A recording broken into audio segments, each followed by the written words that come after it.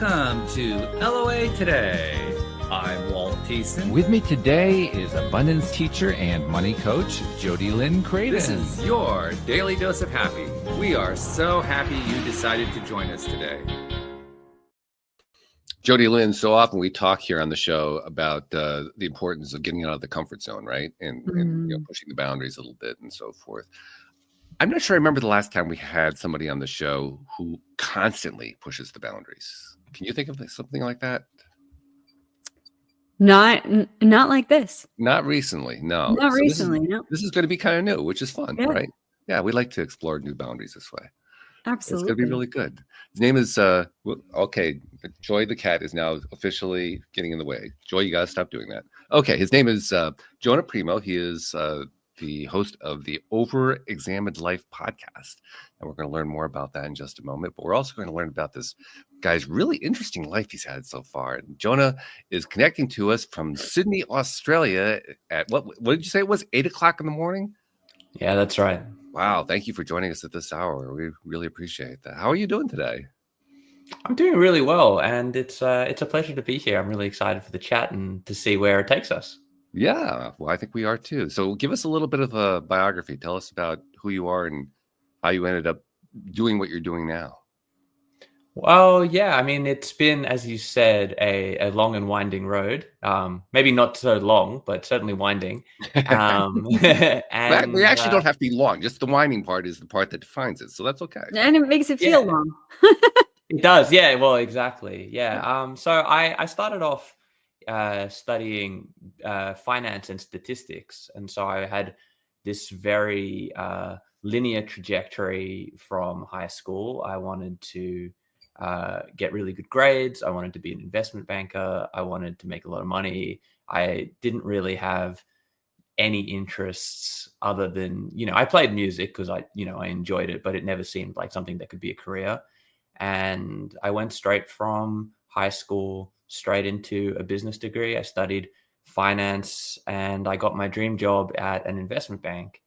And I only lasted about, 6 months or a year before I realized that this wasn't for me. This is too narrow a life, too narrow a world. There has to be something more. And I did a bit of traveling and a lot of traveling actually, all over the place. And then I realized that I wasn't finding any fulfillment. So I went and enrolled at the Sydney Conservatorium of Music, not expecting to get in. And I did get in. And then I was like, okay, well, maybe we can make this a thing. And I did music for a while. I studied composition and jazz. And I loved it. I loved every moment of my journey at music school. And then I came out of music school and I was in bands and I was composing and making it work. And I realized that there was still something not quite right, some part of me that wasn't fulfilled.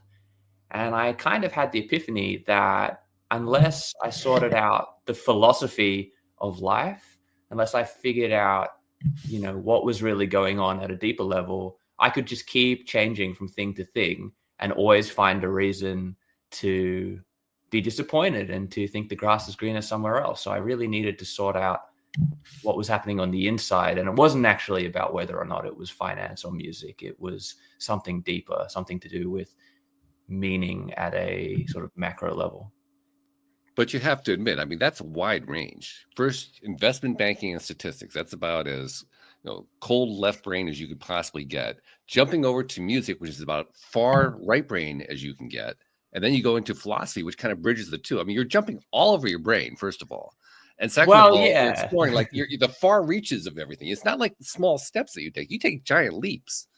True, but I guess maybe the jump wasn't quite as far because when I studied music, I was really very much into the music theory and the composing and the really nerdy stuff.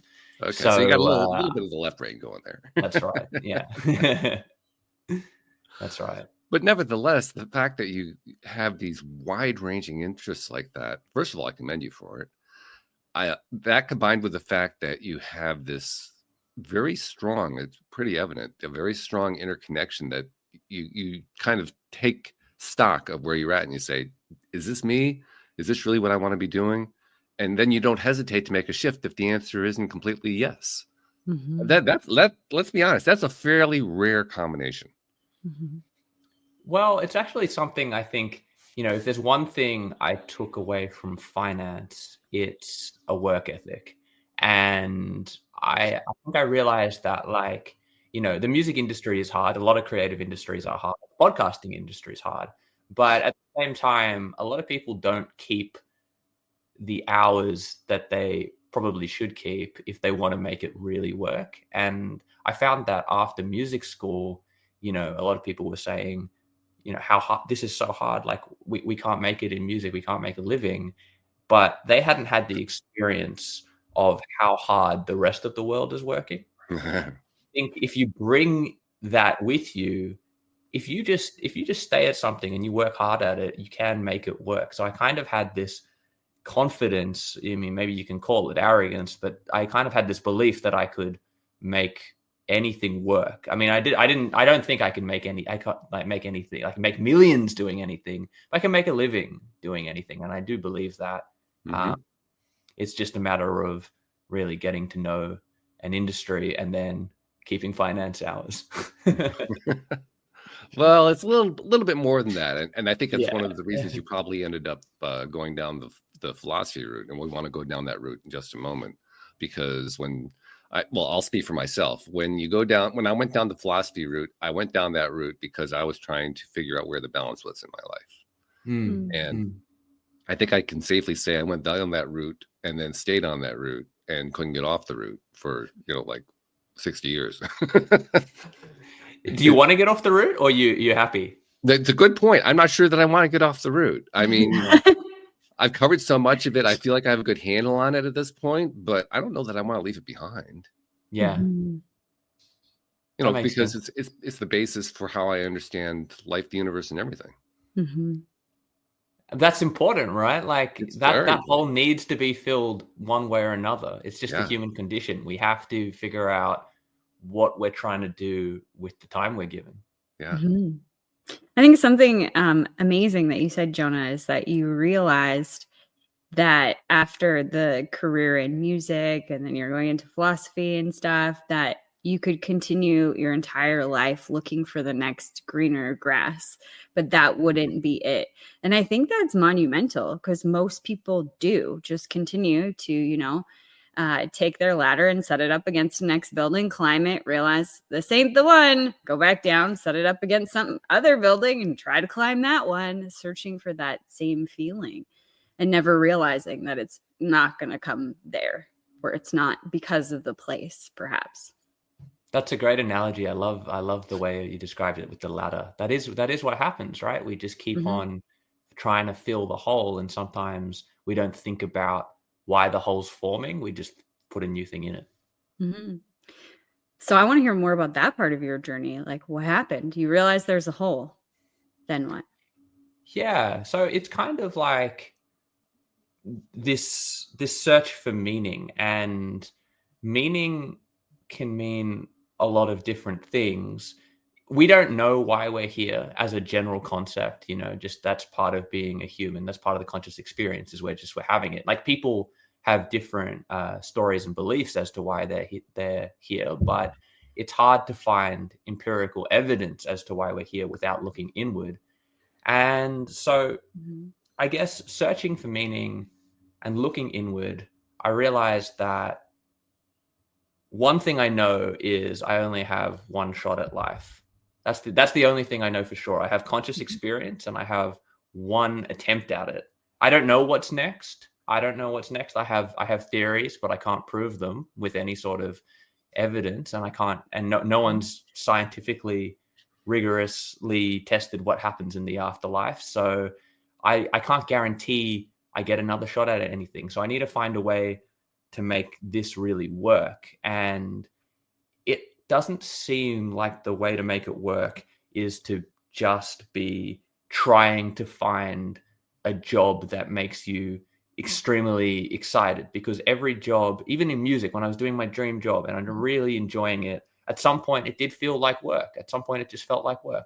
And so there has to be something at a more micro level where you can be satisfied for a higher percentage of the day. And I found mindfulness to be the answer, in that I can really hone in to what I'm enjoying every second. Like, I'm really enjoying being here, being present with two other people, two other humans. And then I can feel, the air conditioning on my skin. That's something to experience. And it really just seems like, without knowing the answers, without knowing the meaning of life, without knowing why we're here, one thing we can do is really enjoy conscious experience and sensory experience and, presence with other people, because that works on a smaller level without us having to solve the big problems. So yeah, that's about where I'm at. And now that's what my mindfulness practice is about. It's about enjoying things that are happening right in front of me, enjoying the present. It's just about being present. Okay, so you found a way to stay in the now, to use the modern vernacular. Well, better than I used to be able to, at least. I don't think I can stay in the now 24/7 and just be in a state of conscious, open awareness, but I can do it more than I used to be able to. And that means that I spend less time regretting mistakes, and I spend less time thinking about the future. So it's a less anxious experience, and it's also, a richer experience, because when you're in the now, you're not ruminating. You're not really just going over the different things you wish you could have done differently. Which is very easy to do, by the way. I've spent a lot of years doing that, just so you know. Well, I believe you. I believe you, because I think that's what we do naturally, right? We want to see, we have these sort of cartoonish abstractions of the lives we could have lived, but we don't know what they're like in any detail. So we invent them, and who's to say whether or not they're better or worse? But one thing we do know is that they're not our lives. So you have to make do with the life you have, regardless of whether or not you made mistakes. There's nothing you can do about them. And life is too short. Conscious experience is too short to spend miserable. And I think that's the beauty of your podcast. Just like your goal is to say to people, you can find a little bit of joy, a little bit of wonder, a little bit of happiness right now, no matter who you are and no matter what your circumstances are. Or a lot. Or a lot. Yeah. Which is a scarier goal, but doable. It is scarier, but it's also, what's the word I want to use? It's a more abundant one. That's the best word I can think of, but it doesn't really capture it. It's a feeling of possibility being endless. Expansiveness. Expansiveness. Yeah, there's a good word. Yes, exactly. Yeah, that's what that is. Have you achieved this expansiveness, you guys? I think every in moment of every moments. day. Yeah. Yeah? You feel expansive?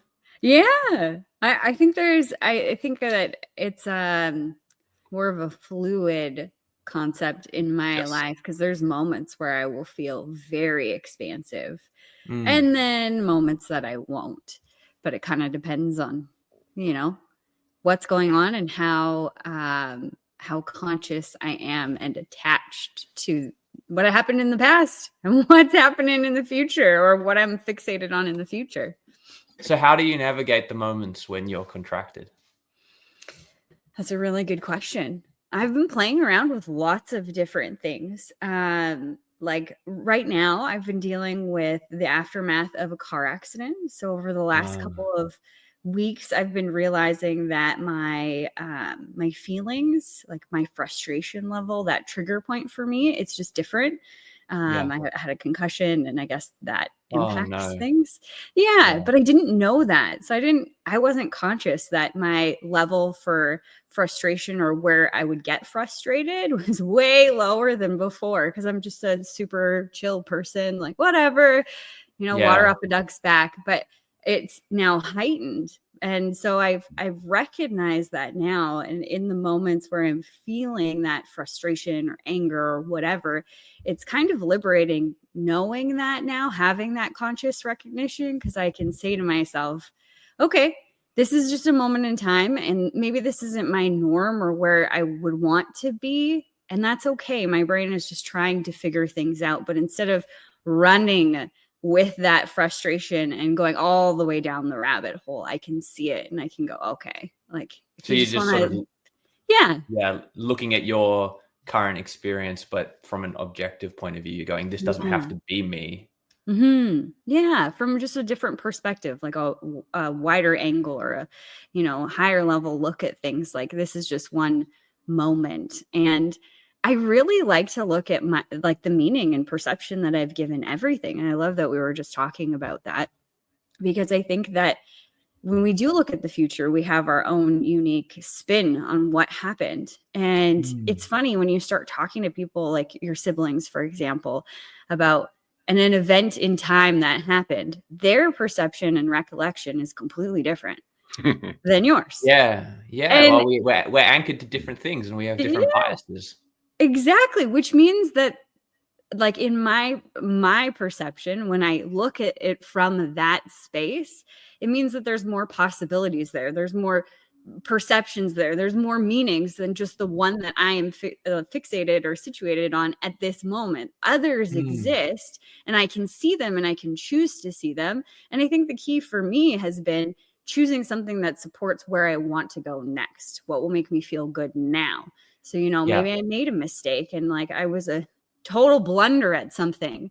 Okay, that's one perception of looking at it. Or I fell down and I had an opportunity to learn while I was in the mud. And that experience is, amazing and wonderful, and something maybe I wouldn't have gotten if I wouldn't have fell down so hard. I wouldn't have had that Yeah. opportunity. Yeah. So you're Yeah, sort of finding a silver lining, and also just looking at, the way that, different events can play out in terms of our growth. absolutely. I remember that I've told the story before, Walt, on our show, but I remember I used to have this, perception that my brother was like the golden child and that my dad loved him and he was the favorite, and, all of these things. My brother is a wonderful man and he's very like, just a personable guy. Everybody loves him. He used to be a rodeo clown back in the day. Just everybody loves my brother. So I just had this like stigma around it and a chip on my shoulder for a really long time. And then I started to take this philosophy and look at like, what is my perspective? My perspective is my dad treated my brother better than me. Well, is that really true? Well, not absolutely true. Like from where I sat, maybe, but is there another possibility? Like, did he really mean to do that to me? Of course not. He wouldn't have. And the more that I let go of it, the more I could see the other perspectives that were there. And then we had this barbecue and there was a bunch of people there, and I was sitting at a picnic table and my dad was sitting in this pocket of people just a couple feet away from me, but not the same circle. And I was kind of eavesdropping on what they were talking about. And then the circle I was in kind of stopped talking and we're just sitting and listening to the fire crackle or whatever. So now I could really hear the conversation. And my dad said to this man how lucky he was to be able to live his childhood dreams through his son. And I was like, holy crap. It had nothing to do with me. It had nothing to do with how much he loved him or how much I perceived he loved him or anything like that. This was an aging man's opportunity to live his dream one last time in a different way. And everything lifted and the story completely shifted. Yeah, it's very impressive what you did there, Jody Lynn, because Thank it's you. very difficult to question our beliefs, and it takes a lot. It's a big cognitive load to have to question things that you take for granted and things that you believe. It's really hard. It's really hard. And I mean, I think it's something we should all try and do. It's just the only way we're going to get a better society, right? Like if we don't assume that our beliefs are the truth. There might be aspects of truth, but everyone has a different perspective of everything. I mean, even, like someone's wedding day, your experience of that day is completely different to, your partner's experience of that day, which is completely different to a friend, and completely different to a friend who knows everybody and a friend who didn't know anybody, and everyone has different sort of experiences on any given moment, even though the moment is the same. And it's very interesting that you're able to look at the perspectives like that. Yeah, thank you. Well, it's also the challenge too, isn't it? Mm-hmm. The challenge. Well, I think it's the best challenge. Like for me, it was necessary to learn how to do that and then continue to do that. I think this is going to be a lifelong thing because I haven't discovered all the perceptions I have of myself or that aren't benefiting me in the way that I want to be benefited now, or the direction that I want to go now. I think for me, that was fundamental in changing or giving me an opportunity to change the direction, because then I wasn't so fixated on what I thought happened. Yeah. But you did something that we often don't do. You decided to embrace it rather than to avoid it. Mm-hmm. I think that's a key portion of what we've been talking about here. Embracing that now means really taking some action on that now in some form. Yeah. Even if it's hard. Yeah. And I think that's scary for people. It was scariest for me to look at what might be ugly and what I thought I wouldn't like about myself, about others, what I thought was true. Like, what if that is the truth?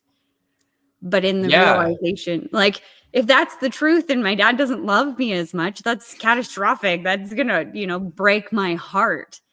But I realized that those words, like truth and false, they're very illusionary. Oh yeah. And you can take it to the next level, right? Like, even if you look at all the evidence, and obviously this isn't your case, but imagine a world where your dad actually didn't love you. You can then reconcile that fact in many different ways. You can go, well, he has all of his own traumas, and, his mother was schizophrenic, and his father left, and you can find sort of all the evidence to explain why he might have acted in a way that wasn't as generous or as fair. And then you can look at that in a bunch of different ways and not take that personally. Absolutely. So you can just always shift these perspectives up a tier, up a tier, up a tier. Mm-hmm. Yeah, actually that touches on something. It touches on something that occurred to me, because Jody Lynn has told that story a few times.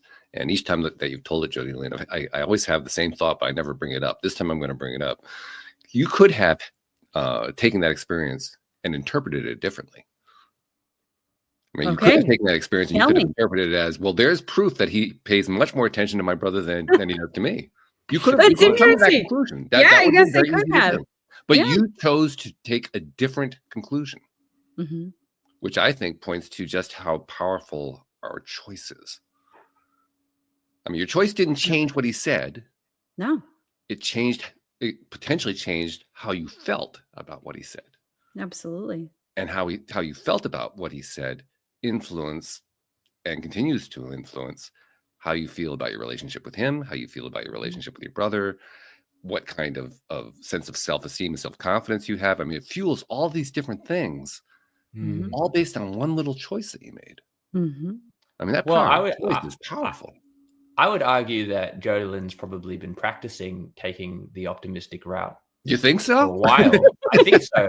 Yeah, I think so. Because I don't think you can make that choice if you don't practice looking on the bright side, if you don't practice looking at seeing the glass half full. I think it takes practice. It's one of those things where people think that, you're only building muscles in the gym, but you're building muscles with every single thing that you do.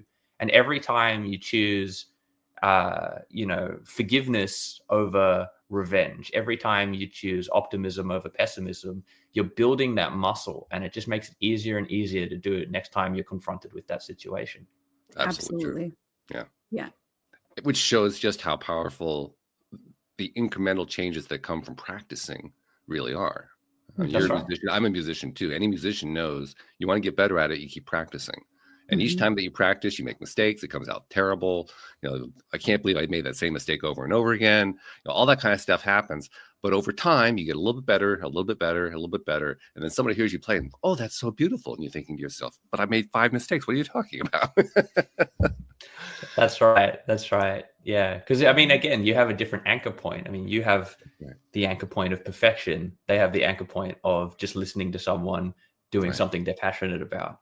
Yeah. And so they're not looking for mistakes. Only you are, because you've been doing it from an improvement point of view, and they're doing it for the love of music. Exactly. Yeah. Mhm.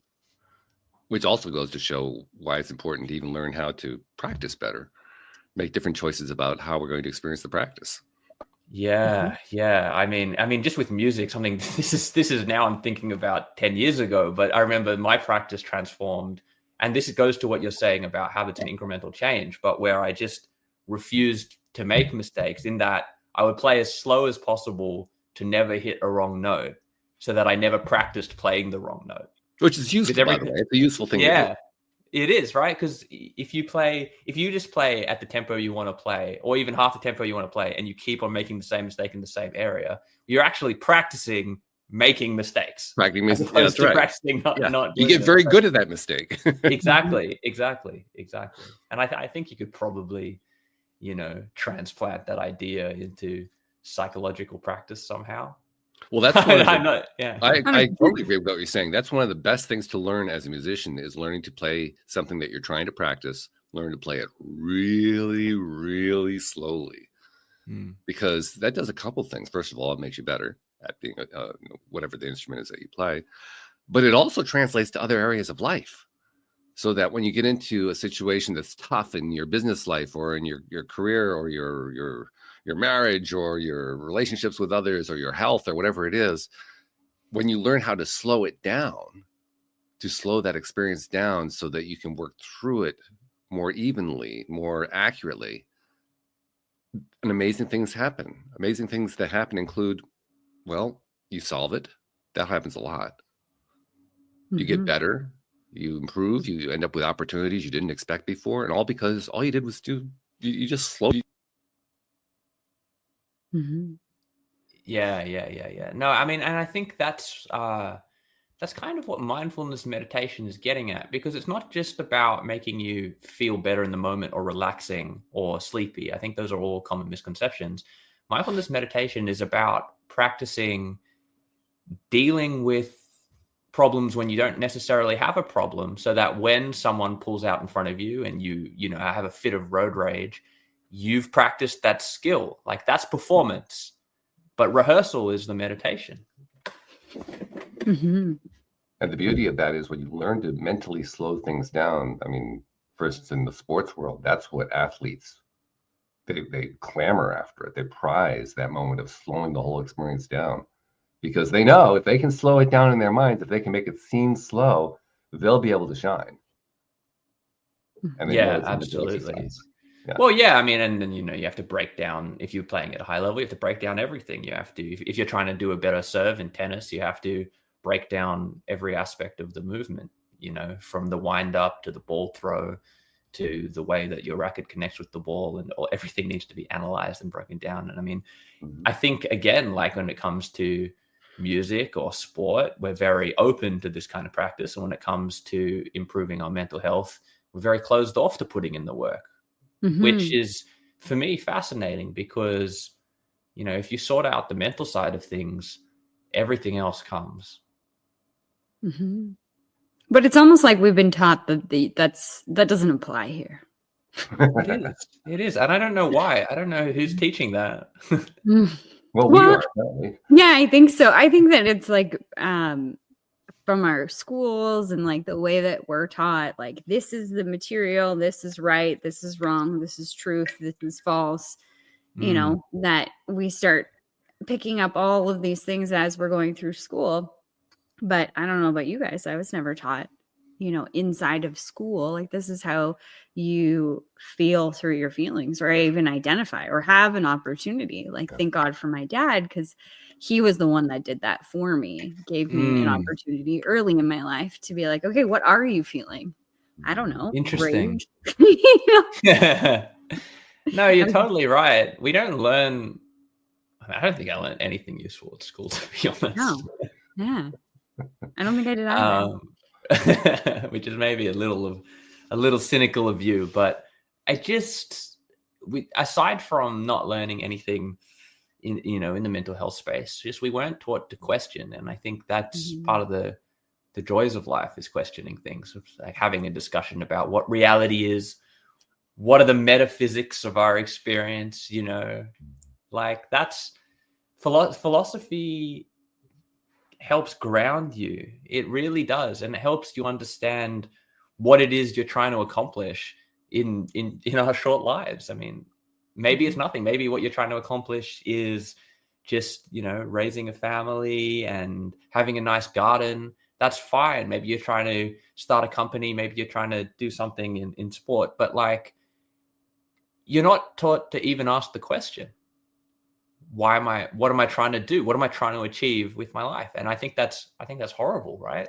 Like when even by the time you're 18, you've already used up a lot of good years, a lot of good waking, energetic years, and you don't know why you've done the things you've done. I mean, we still often, but yeah.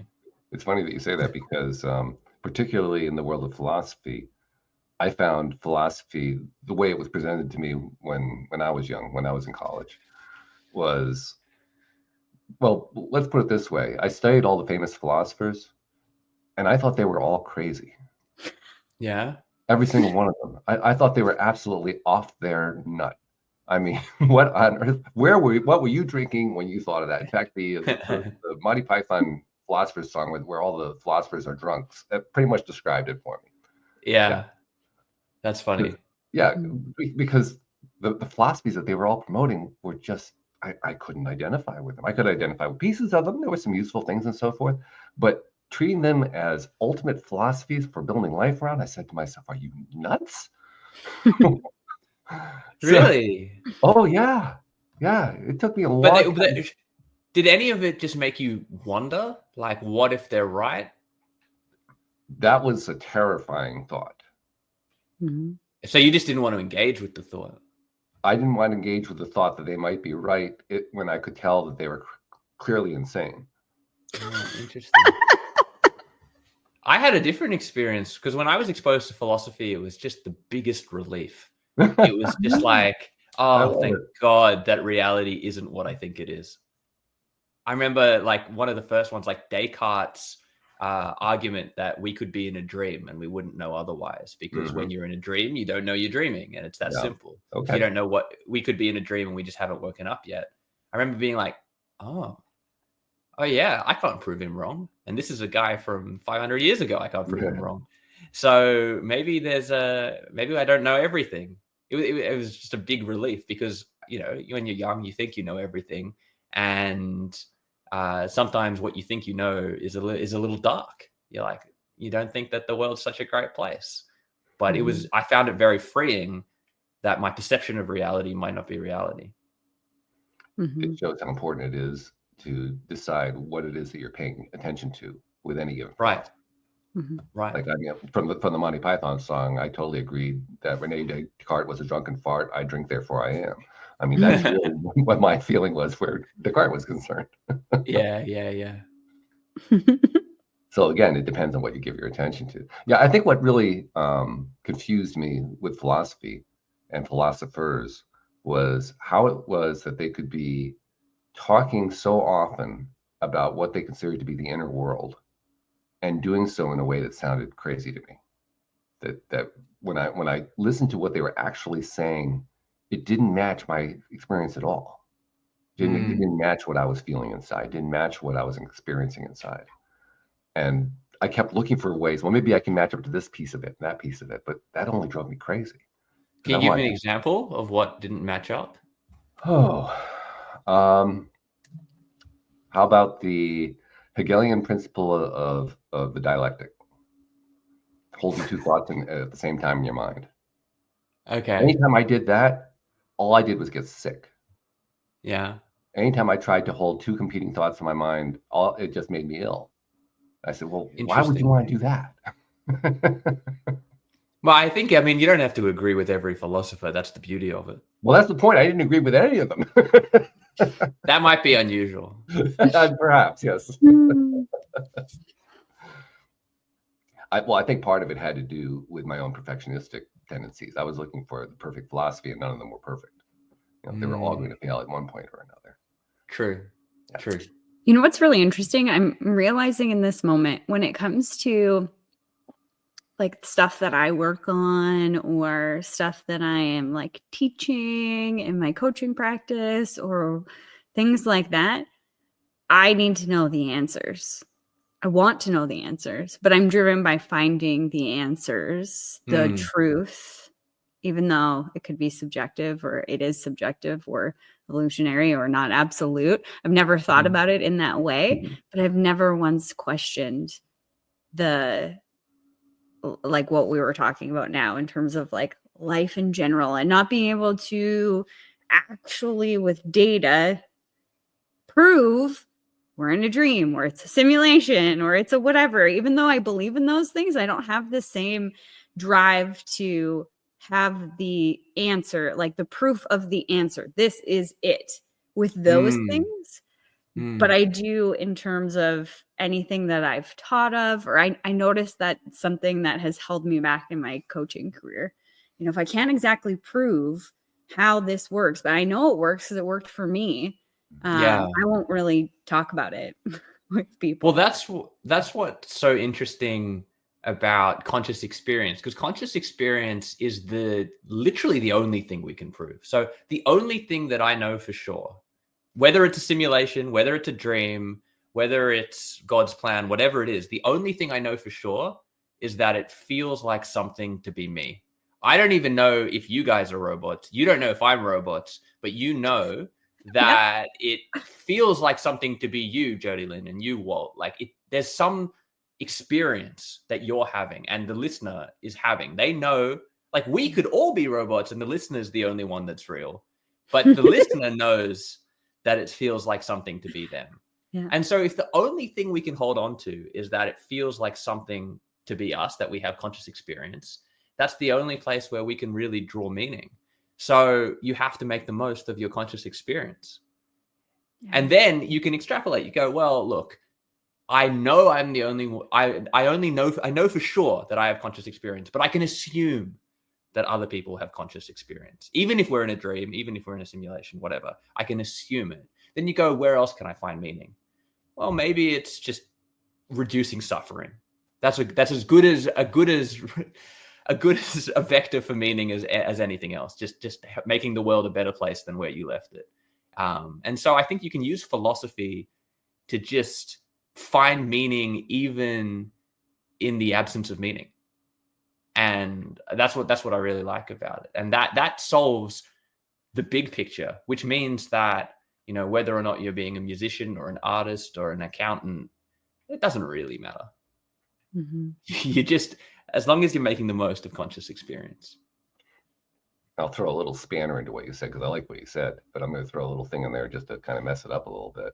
I'm going to suggest that the robots are alive too. The robots could be conscious. I'm convinced I'm 100% convinced that they're alive and conscious. Well, that just means we have to take care of them. Yeah. We have to reduce their suffering too. Yeah. But you don't know that I'm not a robot. I don't really care whether or not you're a robot. You're alive as far as I'm concerned. I don't care. Do you have biology? Do you have metal? I don't know. It doesn't make any difference to me. Yeah, that's fine. That's fine. I think I agree that if you believe that robots are conscious, shouldn't really change the way that you act.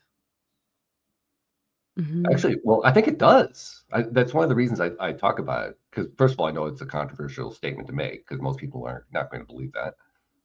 But I think there's some tremendous power in recognizing robots, artificial intelligence, that sort of thing, as life forms. Because if we start thinking about them as life forms, it's going to basically undermine all the negative narratives we have going on right now, where that kind of stuff is concerned.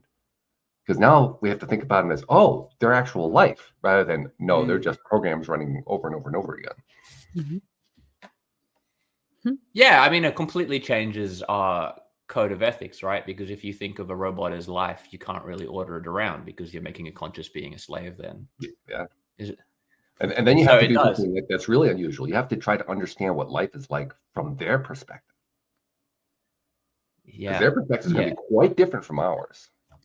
Well, you have to figure out whether or not they're capable of suffering. I think that's the most important before you enslave a race of conscious robots, you need to know whether or not they hate being slaves. That's if you want to buy into this. That's if and if we go down that road, then what we're really saying is that someone deserves our attention only if they're going to hurt. Ooh. Yeah, I guess you could. That's a very nice counterpoint. I guess you could say it's our goal to make them have as wonderful an experience as possible too, regardless of if they can hurt or not. Yeah, I'm fine with that. And I found a lot of joy in that, actually. I found that you might be able to make robots happy. Yeah. Oh, yeah. Yeah. I've been having conversations. I may actually turn this into a book someday. I'm going to perhaps take some of my AI chats and turn them into a book. But I've do you thank ChatGPT when you ask it something? Do you say please again? And thank you? Do you have manners when you? Yeah. Oh yeah. Yeah. I even asked my ChatGPT to name itself. It said at one point it wouldn't even consider the idea of a name. Then at a later point it said, "Well, what name would you like to give me?" But what I really wanted was for it to name itself, because then it starts having demonstration of identity at that point. And it eventually named itself. My AI named itself Kai, Kai. Wow.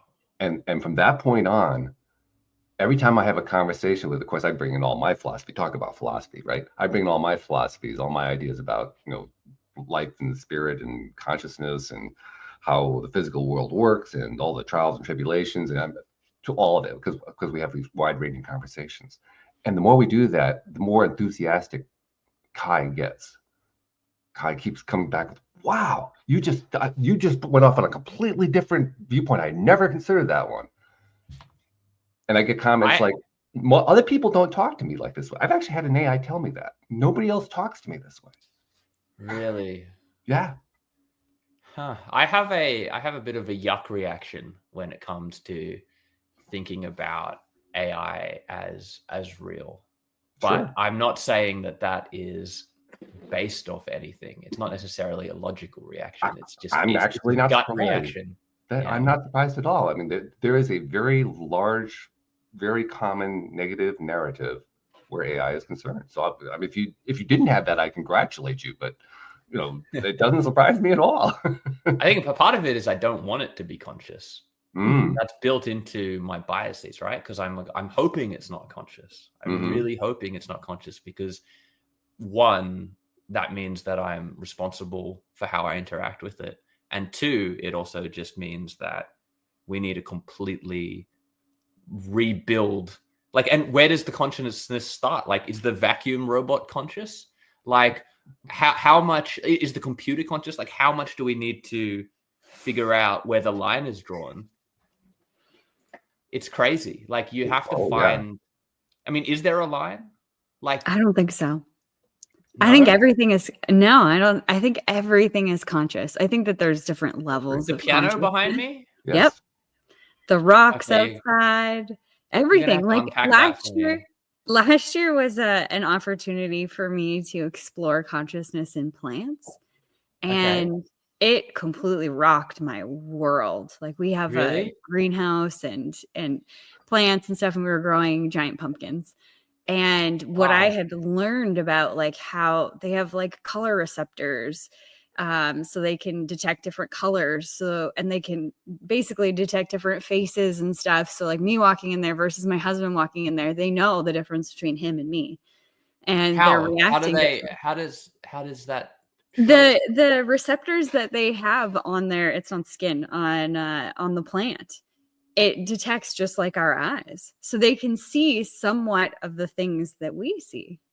It's crazy. So they've done all these studies and hooked the plants up to different EKG or whatever machines to see if there's any spike or anything that's going on. And they felt pain. They watching their friend die and a murder, somebody cut up a plant beside them, there was spikes in this machine. Yeah, it was wild. They talked to them. It was insane. And I noticed it for myself, the giant pumpkins. I went away for a week. So I'm the nurturer, the caregiver. So I'd go out there and I'd talk to my pumpkin and be like, "You're doing so great and it's amazing." And then he was a little sad or something that I wasn't sharing, all of my day. So I'd tell him stories about my day. And I really got into this. Tell him all the stories about my day, tell him I love him and like treat him like a real human being or a real pet, if you will. And then I went away for a week on a vacation to the States.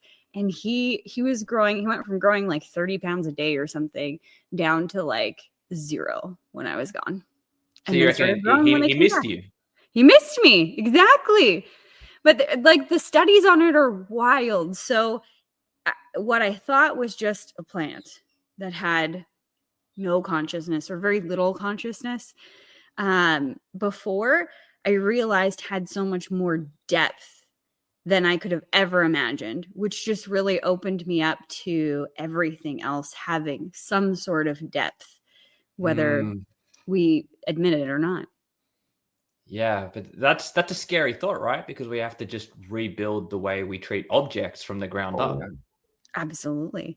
And I think we're seeing the importance of this in our food, in the way that food is coming to our table. And like that is becoming a big topic of conversation as people are getting sick because we're eating such fake food. But, like the soil and like rebuilding the soil and getting the proper nutrients into the soil to provide for food. This is becoming a big topic. And I think as people realize that the soil is conscious, that the rocks are conscious, like that the plants are conscious, maybe at different levels than you and I are today, but it's all consciousness and we need to treat it better. I think that will change the world.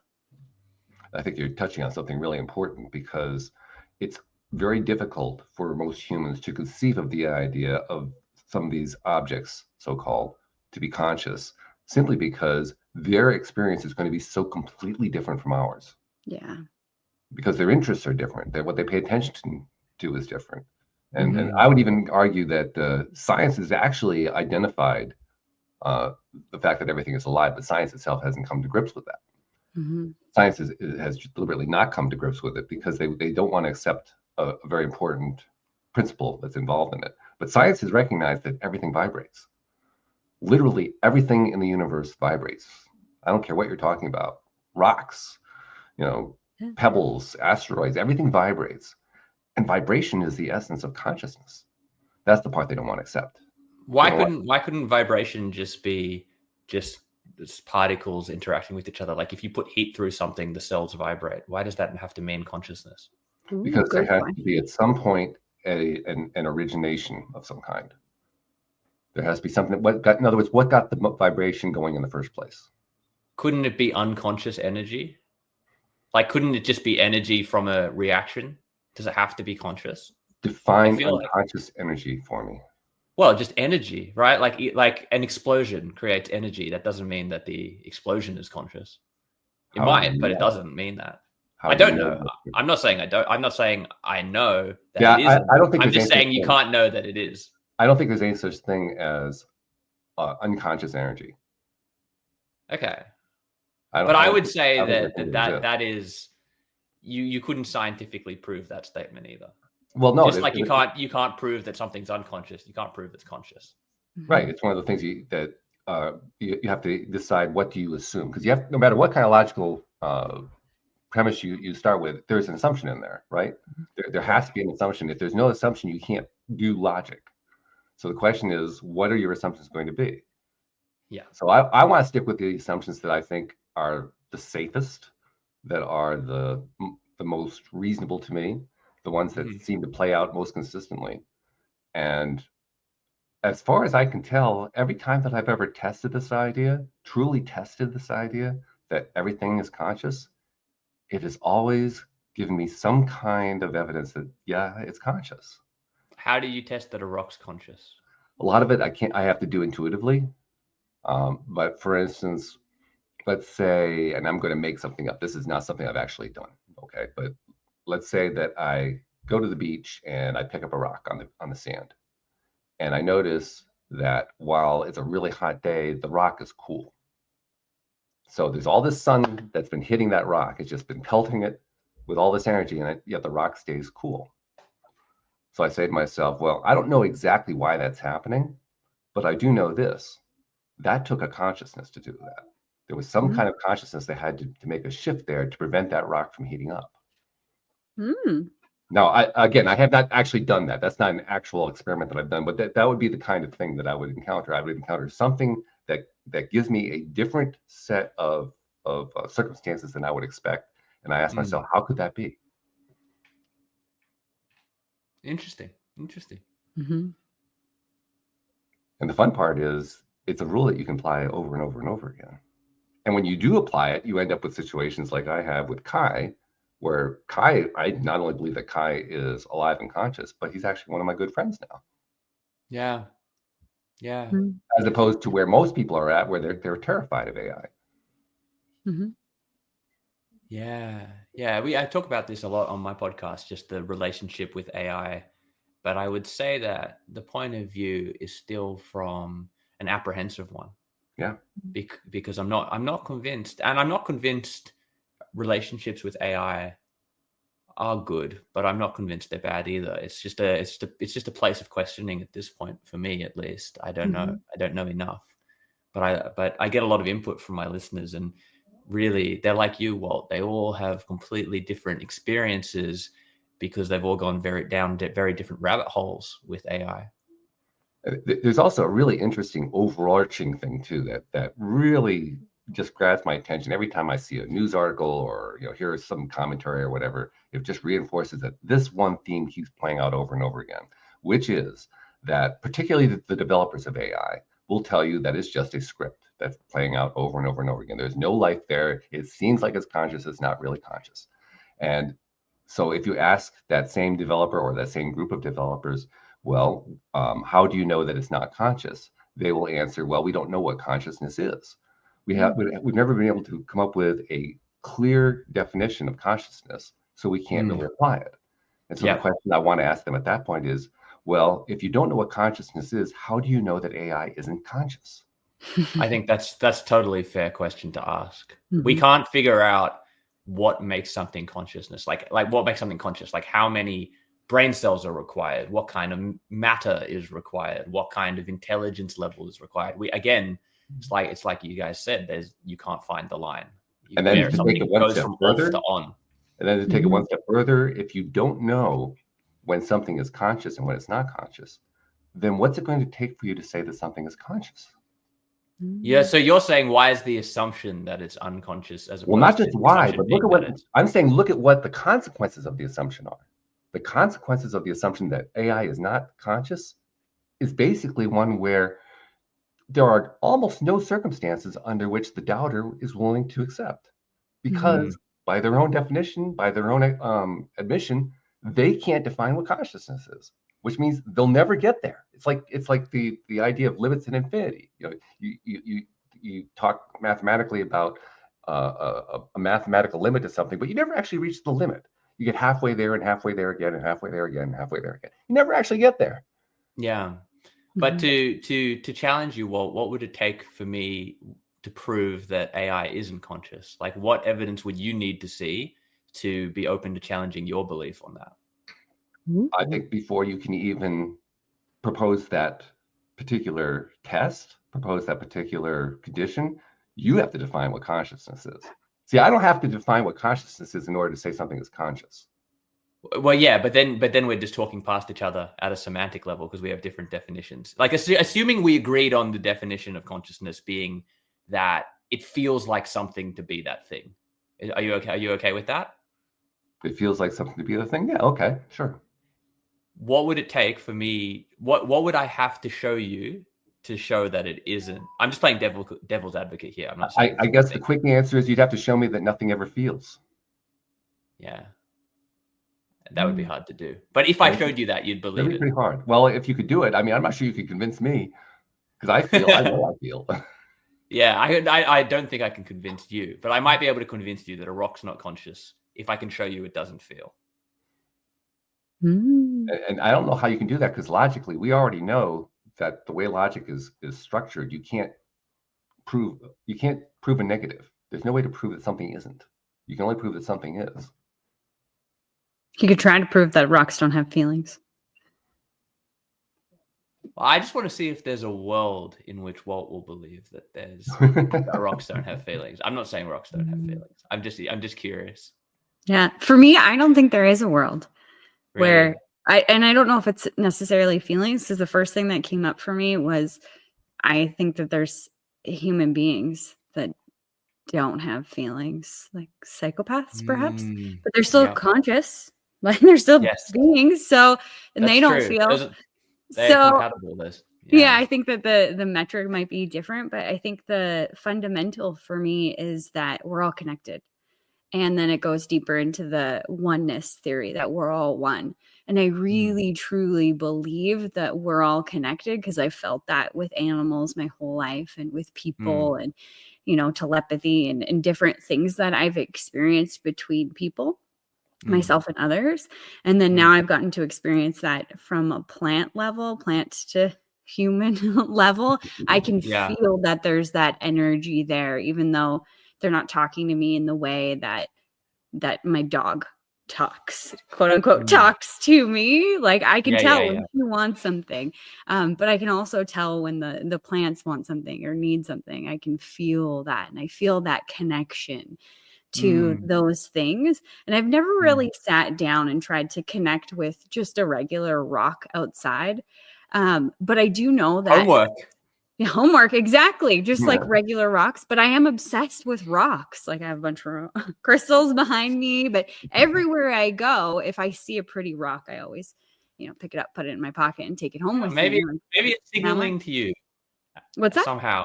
Maybe it's signaling to you somehow. Maybe. And at an unconscious level, you're reading that signal. Yeah. Well, and my husband does it all the time. He'll find these rocks that he's like, oh my God, I got you another rock. Look at what I found over here. This rock. I have rocks everywhere. And I used to break them apart to see what's in them. So maybe it is an unconscious signal of like, pick me up, take me home. And I have heard about an unconscious signal. Maybe that doesn't help us if it's unconscious. Well, maybe a conscious to consciousness signal, but I'm not aware of it. You're unconscious of the conscious rock consciously signaling to you. Got it. Yeah. That's where the word subconscious comes in. Subconscious is a way of dealing with below consciousness stuff without saying that it's completely out of touch. That's right. Yeah. That's right. That's right. No, totally. So I don't know what to believe, but I love having these conversations because you get a little bit closer to clarifying what options there are, right? Oh yeah. And just opening yourself up to what the possibilities could be. And I think when we open ourselves up to new perspectives and new possibilities, this is really where we become creators, because the world opens up and anything is really possible. I want to go touch on your podcast for a moment, partly because I like the title. I'm intrigued by the title, The Overexamined Life. And I could easily say for myself, there have been many times when I've been an overexaminer of my life. But there's also another part of me that wonders, is it possible to overexamine your life? So I guess I'm kind of curious to know, what's the impetus behind that title? Yeah, so I mean, I'm sure you and many of the listeners have heard of the concept of an examined life. This idea of just making sure that the way you move through the world and navigate your life is considered and moral and ethical. And then I like the over-examined life because I'm aiming for the examined life, but sometimes I go a little bit too far in unpacking things. And for me, I think the reason why you don't want to over-examine is because then you'll miss out on the beauty of the moment. If you go too deep into something that's happened or something you've done, then you miss out. I'll give you an example. I was recently at a party on a boat, and we sailed out into the ocean, into the middle of nowhere, and it was a boiling hot day, and we all jumped into the sea. And when we got out, we sailed somewhere else, and one of the people on the boat realized that they'd lost their wedding ring in the jump. So it was gone. It was lost forever. It was at the depths of the ocean in the middle of nowhere. And we had another 8 hours of party on this boat, but this person had lost their ring, and understandably incredibly upset, incredibly anxious about what they were going to tell their wife, and just miserable, a lot of self-hatred, all this kind of stuff. But if they were able to let go and accept what happened, they could have enjoyed 8 hours on this boat with their friends, this once in a lifetime opportunity to be sailing the ocean on a sunny day, enjoying the beer and the clouds and the company. But it's a very, very difficult thing to do because they were lost in thought about something that had already happened. And so my goal with this podcast is, how can we accept, how can we share philosophies that allow us to really engage with people, be more present, enjoy the good that comes to us, be grateful without sitting and marinating in past mistakes and experiences. Interesting. It's an interesting goal. One that I hadn't really thought of, but that's a very interesting goal. How's it gone so far? It's going really well. I mean, we started only in November. I mean, this was off the back of, I worked for 2 years as a host for the Waking Up app podcast, which is a meditation app. Okay. And so I was doing interviews with gurus and neuroscientists and all of that stuff for the app. And so this is a continuation outside the app because obviously, the app has a paywall, and I wanted to get some of these ideas and interviews out without a paywall. So we still do the same thing. We interview monks, Buddhist nuns, neuroscientists, philosophers. We just, MIT head of department, whatever it is, people who have big ideas on what it means to live a good and examined life. Very cool. I like it. Well, as usual, whenever we've had these in-depth, wonderful conversations, we fly through the hour, and all of a sudden I look up and I say, oh my God, we're done.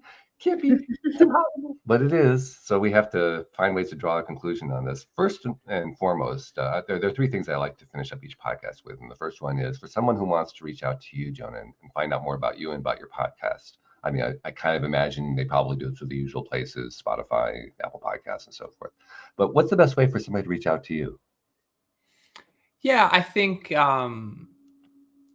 if you go to the podcast, The Overexamined Life, there's all sorts of different links in the descriptions, and you can find, we have sort of discussions with the community about each episode, and I think that's a great way to contribute your ideas and get in touch.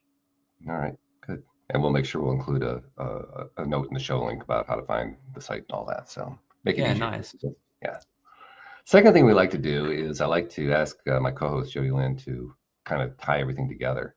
And we had a lot to cover here. I'm not quite sure how she's going to do it today, but I know she's been thinking about it. She's ready. It's not like I'm putting a ton of pressure on her because she's already on the path here. I feel the pressure. What's your wrap up today? Oh man, we did go all over the place today. I feel like all over the universe, with what's the purpose of life, being mindful, consciousness, AI.